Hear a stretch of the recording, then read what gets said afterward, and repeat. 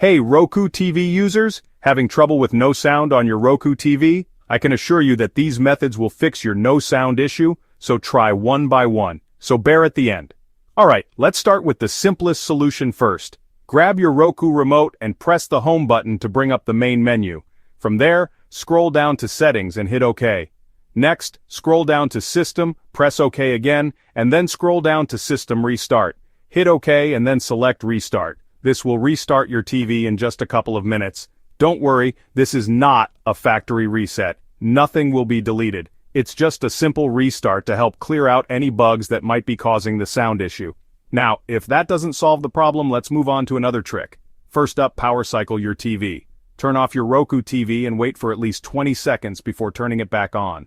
This helps reset the system and can often fix minor glitches like sound issues. After you've waited 20 seconds, turn it back on and check if the sound's working. No luck? Alright, let's move on to the next steps. Step 2. Restart Roku TV using remote shortcuts. This one's a bit more hands-on, but super effective. Make sure your TV is turned on. Grab your Roku remote and press the home button 5 times, 1, 2, 3, 4, 5. Then press the up button once, followed by pressing the rewind button twice. And finally, the fast forward button twice. Once you've done that, the screen may freeze for about 15 seconds. Don't worry, this is totally normal. The TV will eventually reboot on its own. After it's done rebooting, check to see if the sound is back. If the issue is still not resolved, you might need to explore other troubleshooting methods or check for any hardware problems. So, there you have it.